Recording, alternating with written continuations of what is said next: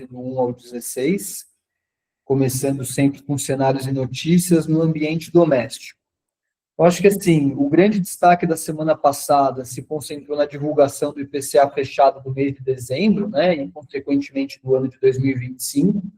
A gente teve um IPCA de 4,26% no ano, e acho que isso é algo bem relevante, mostra uma atuação acertada do Banco Central, tanto ainda no mandato do Campos Neto quanto do Galípolo. Existia muito receio em relação a o compromisso do Galípolo com a função de banqueiro central, né? Então, o Galípolo, o Campos Neto vinha sofrendo uma pressão gigantesca para cortar juros, e ele não cedeu. Depois o Galípolo entrou, durante um tempo não houve muita pressão, né? Foi um próprio indicado pelo governo, e agora mais no final do ano já começou uma sinalização ali de uma pressão em cima de corte de juros, mas o resultado mostra que a atuação do Banco Central, tanto nos 2 anos de Campos Neto, quanto nos 2 anos de Galípolo, foi bem acertada, conseguiu jogar para a meta, mesmo que dentro da parte superior ali da banda de volatilidade que é aceito, mas mostra, de fato, uma credibilidade do trabalho, que também é corroborado aí com o que a gente tem acompanhado do Banco Master, né, a atuação do Banco Central como um todo. Pegando aqui um gancho como exemplo, né, falando um pouco em IPCA, a gente consegue também perceber como o Boletim Focus, embora acaba sendo sempre uma referência para o mercado como um todo, como é algo muito incerto e que tem menos credibilidade do que o mercado estima. No final de junho de 2025, o Banco Central projetava um IPCA para o final do ano de 6%. Então, pô, em 6 meses, a média, né, dos economistas do mercado erraram em quase 2 pontos percentuais o indicador de inflação, né? Então, ao mesmo tempo que é o que a gente tende de projeção para trabalhar, historicamente isso costuma ser bem falho. Falando sobre a agenda econômica da semana, né, a gente teve ontem crescimento do setor de serviços, né, fechando ali o ano com uma alta de 2,5%, então endossando também a aceleração econômica, um PIB mais forte que a gente tem visto. Hoje sai confiança do consumidor, quinta-feira sai vendas do varejo, e tanto produção quanto vendas de veículo, e sexta-feira sai o IBCBR, né, que é a prévia do PIB, e também o PPI, um indicador importante aí de inflação. Aí, como notícias, né, estou mais concentrado aí na questão política. Primeiro, Mota mantém o calendário e prevê votação da PEC da segurança após o recesso. A gente sabe que esse tema de segurança tem tudo para ser um dos grandes temas do ano aí nessa corrida eleitoral, principalmente com a indicação aí, a pré-candidatura do Flávio Bolsonaro, que é mais de direita ainda do que o Tarcísio, então deve bater forte aí nessa questão. Aí trouxe, né, a princípio, quando a gente viu essa pré-indicação do Flávio Bolsonaro, eu particularmente não botei muita fé, achei que era mais uma barganha ali, uma manobra política, não achei que ele ia ter um endosso forte como ele teve, tanto do Centrão, mas principalmente por parte da população, e aí as pesquisas eleitorais já mostravam ele com uma forte projeção de votos, às vezes superando até a do Tarcísio. Então, acho que o bolsonarismo estava meio descartado ali, mas com esse lançamento do Flávio, que tem frisado que não é fogo de palha, que ele de fato vai sustentar essa candidatura e vai ser o candidato. Então, tem algo aí para a gente olhar. E aí, hoje saiu essa pesquisa da Genial Quest, que para mim é uma das que tem mais crédito nesse trabalho. Então, o Lula lidera em todos os cenários no primeiro turno, mas a vantagem sobre os segundos candidatos cai, e também mantém vantagem no segundo turno, mas também com uma aprovação em queda. A gente viu a aprovação do Lula, a rejeição aumentando, aí ela estabilizou ali num nível, depois a rejeição caiu um pouco, e depois se manteve, né? Então, o cenário está bem incerto. Obviamente, a gente tem esse último ano eleitoral, normalmente, com exceção do Bolsonaro, todos os candidatos à reeleição ganharam a reeleição, a Dilma ganhou e caiu logo em seguida, mas desde FHC, que foi quem conseguiu fazer aquela PEC para ser possível reeleição, todos os candidatos ganharam muito por conta da máquina pública, e eu vou mostrar isso para vocês num dado preocupante aí no próximo slide. Aí trouxe, né, com Centrão fortificado, o governo pode encarar negociações duras no Congresso em 2026, muito também aí por conta desse ano eleitoral, o Centrão pendendo um pouco mais para a direita, o Centrão bateu muito ali, insistir na candidatura do Tarcísio, não conseguiu ter sucesso, é uma disputa difícil para o Tarcísio abrir mão praticamente certa, uma reeleição no governo do estado mais importante do país para concorrer à presidência, sendo que todas as pesquisas indicam que ele perde, né? A gente tem dosimetria, que é uma das rusgas aí do governo com o Centrão, né? Aprovou a PEC da dosimetria, o presidente Lula derrubou, e o Congresso promete derrubar o veto, ou até tentar passar, né, já que o governo não aceitou a dosimetria, tentar passar a anistia de fato. Não acho que o Congresso vai tentar fazer isso, né? O Judiciário já sinalizou que essa anistia seria inconstitucional, então deve só derrubar o veto e a dosimetria passar. A gente teve a aprovação recente do orçamento, né, que também teve um pouco de rusga, o governo cortou 11 bilhões aí em emendas parlamentares, então teve um bochicho, mas foi o necessário para enquadrar dentro do orçamento. Obviamente que esses 11 bilhões foi uma parte pequena do corte, foi muito mais das pastas do próprio executivo, e a PEC da segurança, como a gente falou agora há pouco. E aí trouxe uma notícia aqui mais para a título de curiosidade da influência dos irmãos Batista, né, tanto do Joesley quanto do Wesley, depois que a JBS ascendeu aí a maior empresa de proteína animal do mundo, comprou várias empresas nos Estados Unidos, comprou empresas no mundo inteiro, né? Então, o primeiro destaque foi quem intermediou e conseguiu negociar aquela primeira conversa, aquele encontro do Lula e do Trump, foi o Joesley Batista, mostrando uma influência significativa ali nos Estados Unidos. Ele também conversou com o Maduro, intermediou, já focado nos Estados Unidos e não no Brasil, como correspondente norte-americano, uma tentativa ali de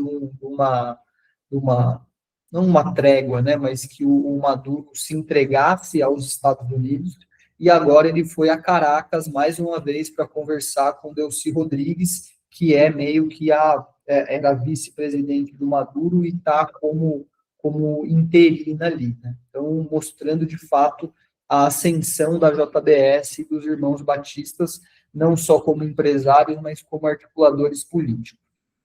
Aí aqui, pessoal, é algo que é um tanto quanto preocupante, né? Essa é a projeção da nossa dívida em porcentagem do PIB, feita pelo próprio Tesouro Nacional, tá? Então, a gente olha, se a gente pegar aqui de até 2025, a projeção era a mesma, isso aqui foi na metade do ano, foi, né, 6 meses atrás, no meio do ano de 2025, e aí de lá para cá, o próprio Tesouro Nacional mudou a amplitude do aumento da nossa dívida, aqui, olhando para 2029, 4 pontos percentuais, e jogando para 2035, ou seja, 10 anos depois, um aumento de 5% na projeção do tamanho da nossa dívida em relação ao PIB, né? Isso é muito assustador. Eu acho que é interessante que até metade de 25 a projeção era uma, e aí a projeção já começou a abrir a partir de 2026, isso já é o governo sinalizando o uso da máquina pública aí numa tentativa de reeleição. E uma outra coisa que é interessante, que é preocupante, na verdade, não tem nada de interessante nisso, mas todas as projeções que o governo, principalmente na parte econômica, fez, do arcabouço, depois de crescimento do PIB, depois de projeção da dívida, sempre considerando um cenário muito otimista. Eu não lembro exatamente, mas teve uma vez até que o Gu conversou comigo, eu acho que era para a questão de enquadrar dentro do arcabouço. Né? Ele falou, o Ministério da Economia está considerando uma inflação de 3,5% e uma Selic de 10%, para projetar o ano que vem no arcabouço, né? Que qualquer pessoa que olha e fala, isso depende de muito otimismo, né? A chance disso aqui acontecer é muito pequena. Né? Então, partindo desse princípio, a gente olhando essa abertura aí, muito provavelmente vai ser pior do que isso, né? Esse deve ser o cenário mais otimista que a gente consegue projetar. Então, a gente está falando daqui 10 anos, a nossa dívida corresponder a praticamente 90% aí da nossa produção do país. Bom, Boletim Focus saiu na segunda-feira, uma pequena queda aí praticamente irrisória na projeção do IPCA para o final do ano, de 4,06 para 4,05, manutenção num PIB de 1,8, manutenção de um câmbio em 5,50 e manutenção de uma Selic terminal em 12,25. Para 27, manutenção dos 4 indicadores, né? Então, IPCA em 3,8, PIB em 1,8, dólar em 5,50 e Selic em 10,5. E para 2028, manutenção aí do IPCA em 3,5, PIB em 2, câmbio em 5,52 e uma pequena alta aí de 9,75 para 9,88 da Selic. Mas voltando, né? Nos últimos 6 meses, o Boletim Focus errou em quase 2 pontos percentuais a projeção da inflação. Então, acho que a gente não pode levar isso muito ao pé da letra, mas uma coisa que eu acho que é interessante é que nem em 2028 a gente acerta o centro da meta aqui da inflação de 3%. Bom, fechamos o ano aqui em dezembro, a atualização dos nossos índices de inflação, então a gente teve um IPCA de 0,33, um acumulado de 4,26, dentro da banda superior da meta, né, reforçando o bom trabalho do Banco Central, que a gente já comentou ali no começo, e a NCC teve uma alta de 0,21, fechando o ano em 5,92, o IPA-DI teve uma alta de 0,2, fechando o ano com uma queda de 1,2, e o IGP-DI também uma alta de 0,10, fechando o acumulado no ano também em 1,20, mostrando aí fortemente uma correlação da queda do dólar, principalmente. Bom, em internacional, eu acho que o destaque da semana passada se concentrou, né? O destaque da semana anterior ainda tinha se concentrado na captura do Maduro, de fato. Da semana passada, o Trump sinalizou ali uma apropriação do petróleo venezuelano, que o lucro dessas vendas será gestado ali, administrado pelos Estados Unidos, sinalizou que isso vai ser feito seguindo interesses dos Estados Unidos, mas que esse dinheiro vai ser distribuído para a população. Eu acho que aí tem algumas coisas interessantes para a gente conversar. Acho que, né, se a gente olhar a bolsa venezuelana, já subiu 100% desde a captura do Maduro. A gente já começa a ver um burburinho nos mercados para lançamento de ETF, de um MSCI aí, Venezuela. O Trump já sinalizou um investimento também de mais de 50 bilhões em toda a infraestrutura de extração de petróleo, podendo chegar até 100 bilhões. E aí eu quero levantar algumas coisas, né? Primeiro, partindo de um princípio que toda a infraestrutura está muito sucateada, né, da Venezuela, antes da estatização, assim, logo após a estatização, né, primeiro, né, os Estados Unidos, a Chevron, a Exxon, tinham grandes investimentos e grandes estruturas de extração de petróleo, né, na Venezuela. Quando Chávez tomou ali o poder, etc., ele estatizou toda essa infraestrutura, uma das divergências que existe, né, muito parecido com Cuba, que toda a infraestrutura era norte-americana. Então, de um lado, o país fala das sanções comerciais, né, a Venezuela fala de sanção comercial, etc., e do outro lado, os Estados Unidos falam que todo o investimento foi roubado pelo país, né? Essa dinâmica acontece tanto na Venezuela quanto em Cuba. Mas o que é fato, né? Logo após a estatização, ou seja, com a infraestrutura recém-comandada pela Venezuela, a produção da Venezuela era de 3 milhões de barril por dia. De lá para cá, isso caiu para um pouco menos de 1 milhão. Né? Então, de fato, é um grande sucateamento. Se eu não me engano, foi em 92 que o Chávez assumiu e fez essa estatização. Então, a gente está falando aí de 30 anos praticamente que, teoricamente, você poderia ter de investimento e melhorar essa produção e um decréscimo de 70%. Então, o que eu quero dizer com isso? 50 bilhões de investimento no setor, que é o único setor que a Venezuela tem, de fato, tem uma capacidade de geração de emprego, de riqueza muito grande, né? Não por uma gestão excelente, mas porque o cenário é muito ruim, né? Então, a gente vê um movimento que pode ser muito positivo para os Estados Unidos, né? Muito positivo para a Venezuela e para a imagem dos Estados Unidos nisso. Uma outra coisa que eu acho que é interessante é que se falava muito, né? A Corina, que ganhou, inclusive, o Nobel da Paz, né? Era a grande oposição ao chavismo na Venezuela, tinha sido impedida de concorrer a eleição a presidente, o candidato foi ali alguém colocado por ela, que ganhou a eleição, e a Venezuela fraudou e etc. Então, se tinha uma percepção muito clara de que a Corina vai ser colocada para comandar a Venezuela. Mas, ao mesmo tempo, a Corina ela tinha um histórico político, não um histórico, mas uma atuação política muito ruim, não no sentido de uma imagem ruim, mas no sentido de ser pouco eficiente, porque ela era muito de direita, do tipo, não, eu não converso com um militar, não converso com um socialista, não converso com um comunista, não converso com essa corja, né? Ela era muito enfática nisso, muito extrema.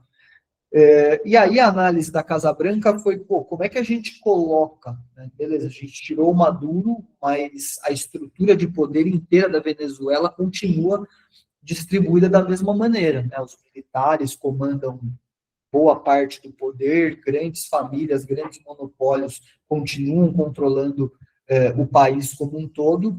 Qual que vai ser o nosso sucesso colocando uma pessoa para comandar o país que nunca teve diálogo e articulação com todo mundo, toda a hierarquia de poder, né? Então, o próprio Estados Unidos percebeu que colocar a Corina não seria uma decisão acertada, e a gente também já vinha falando isso há um tempo, né, que a sinalização da estratégia norte-americana era fazer uma pressão grande ali no Caribe para mostrar de fato para o povo venezuelano e para os militares que não tinha nenhuma chance do Maduro continuar no poder, e os próprios militares, o próprio sistema acabar entregando o Maduro, e pela sinalização de como foi, de fato, leva a crer que foi isso, né? Os Estados Unidos entrou, fez ali um ataque aéreo, e em minutos capturou o Maduro sem nenhuma morte, né, morte de americano, eu digo, né? Algo que foi muito fácil, né?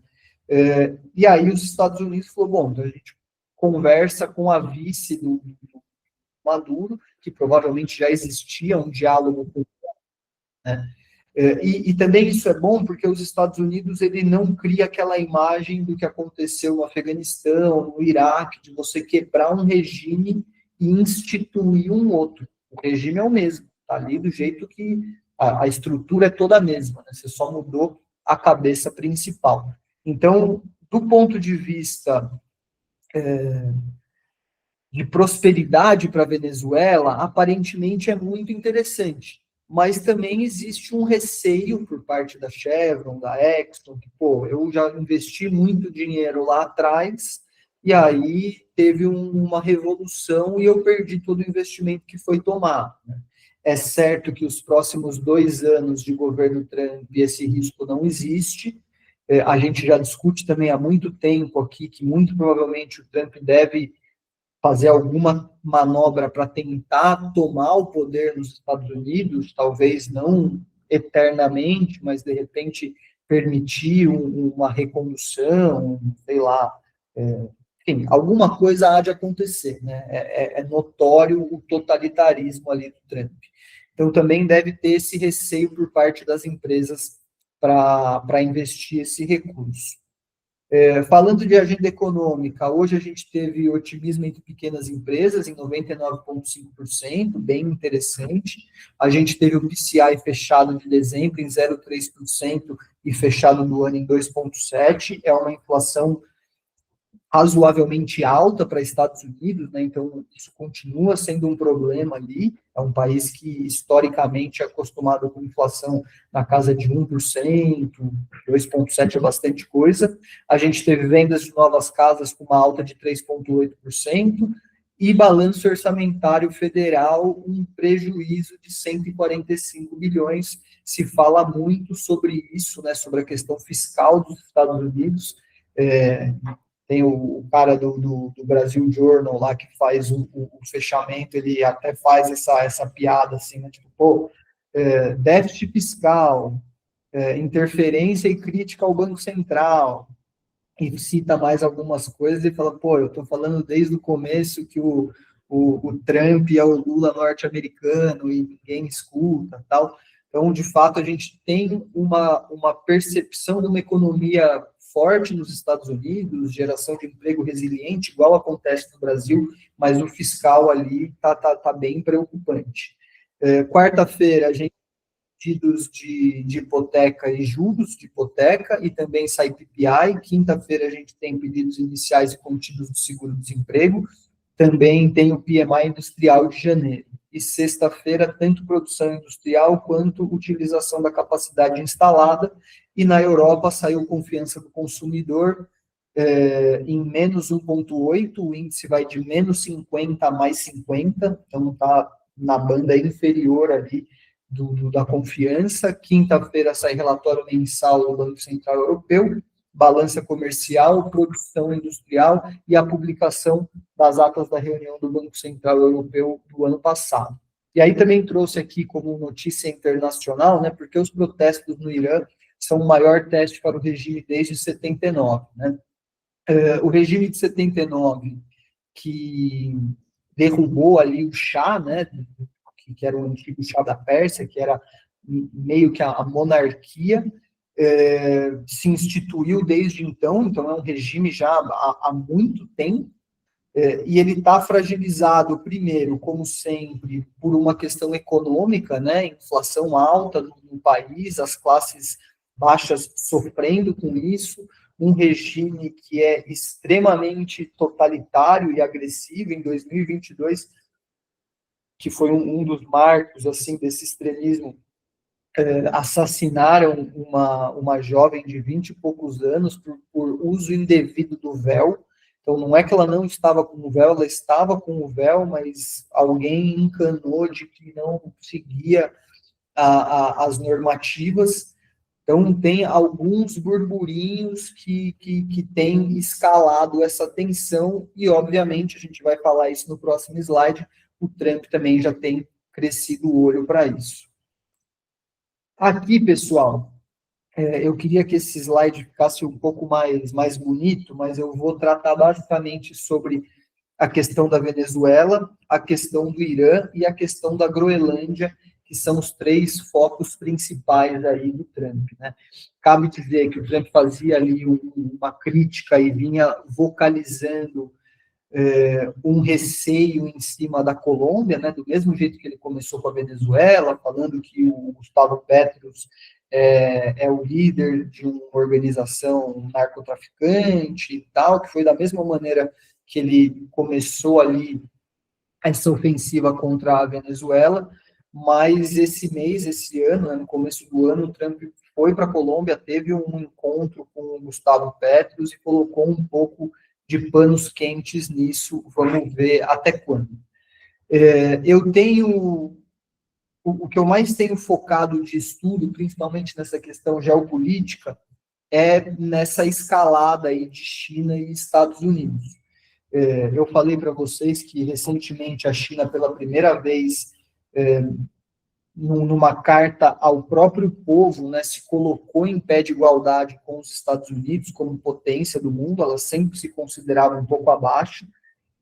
Tem uma questão aí da China, dos bancos centrais terem começado a comprar ouro há muito tempo, muito antes desse movimento que a gente está vendo, que também era uma sinalização, depois, né, olhando por retrovisor é mais fácil, mas uma sinalização dessa cartada para esse confronto, né?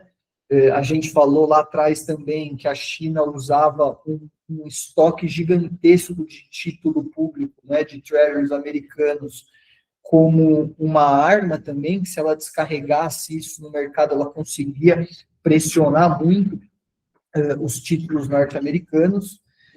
E aí a gente vê essa questão, então, primeiro, falando um pouco sobre o petróleo, né? Geopoliticamente, a China depende muito do petróleo internacional e os Estados Unidos dependem muito de reservas minerais, principalmente lítio, cádmio, esses minerais e terras raras, né?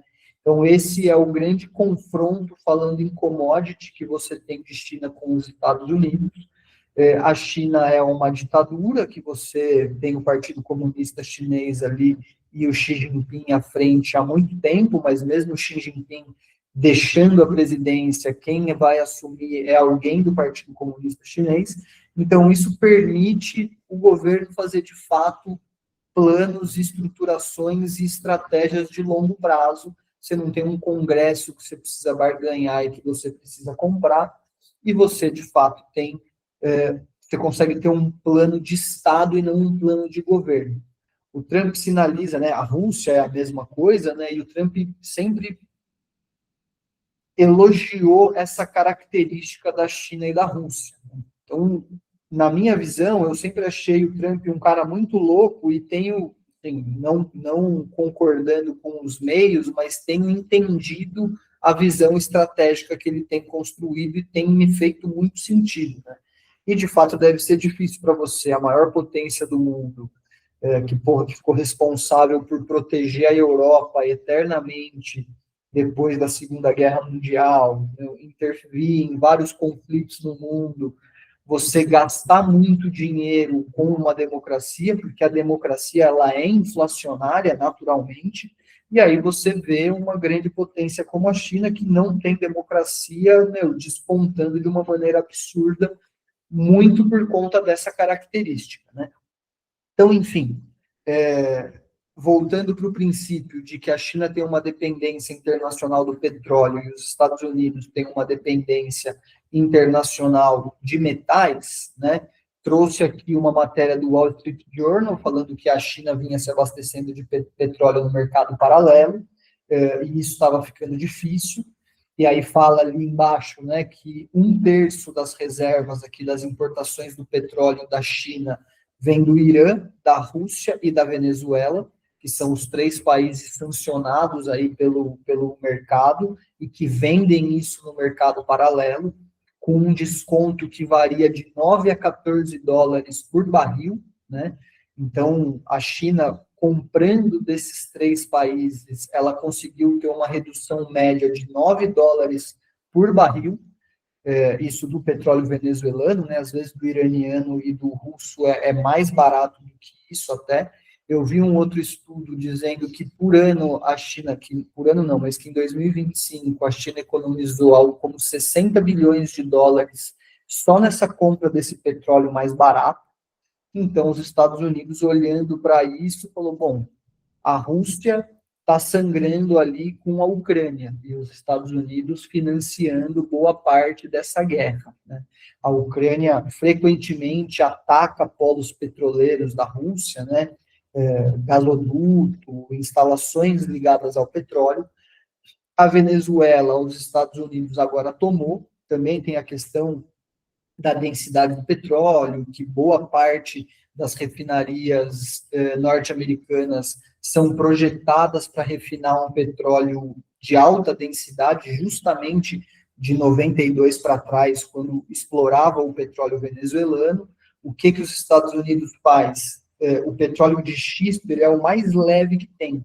Então, ela vende petróleo leve, compra uma parte de petróleo pesado para fazer um blend de petróleo que as suas refinarias conseguem produzir com eficiência. Então, também tem essa questão que, tendo mais petróleo venezuelano, ela consegue otimizar as refinarias. Mas o principal motivo é você sangrar esse desconto que a China tem, né? E agora, com os conflitos no Irã, os Estados Unidos já têm sido vocal, falando não, o povo iraniano está sofrendo, já teve mais de 500 mortes nos protestos, os Estados Unidos está disponível para interferir nisso. Então, a gente percebe claramente aí uma tentativa de prejudicar essa fraqueza que a China tem, né?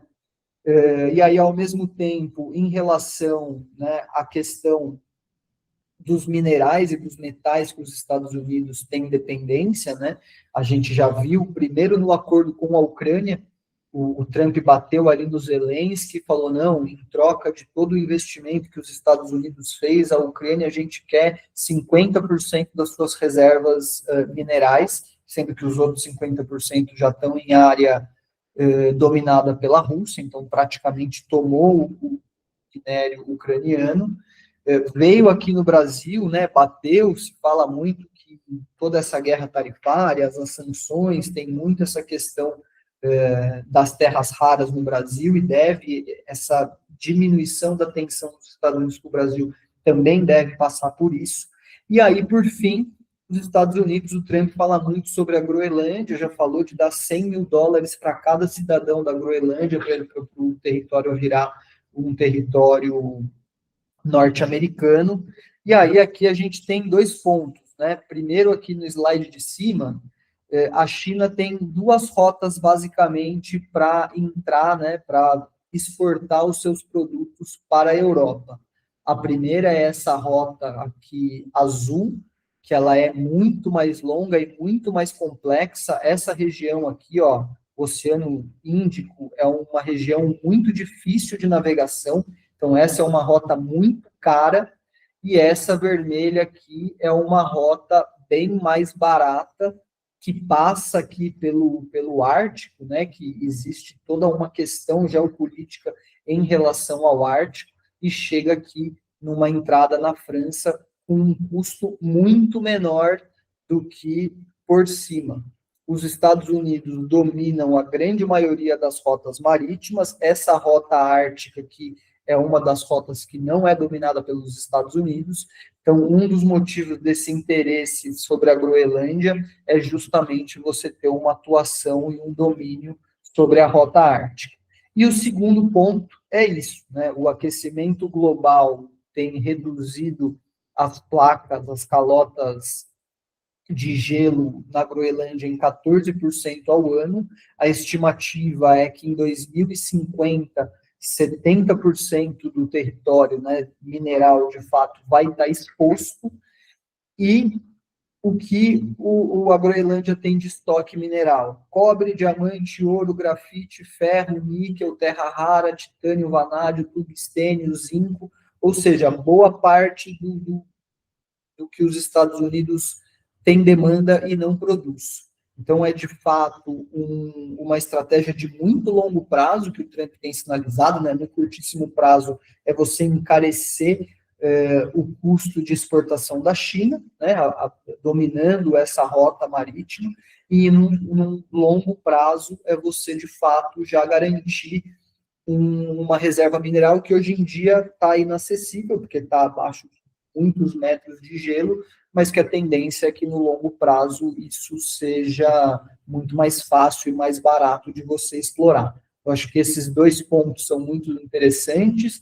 A Rússia tem essa mesma visão com a Sibéria também tem muito estoque mineral que está derretendo, então a Rússia sabe que em algum momento ela vai conseguir explorar isso. Em 2018, o Partido Comunista Chinês lançou uma carta para a população dizendo que a China é um país pré-ártico ou semi-ártico, já demonstrando um interesse tanto nessa rota quanto nessa parte do país. Existe muita parceria de China e Rússia ali na Sibéria, então acho que isso é bastante informação, mas é um pouco do que eu estou vendo e do que a gente deve continuar de olho nessa reestruturação geopolítica.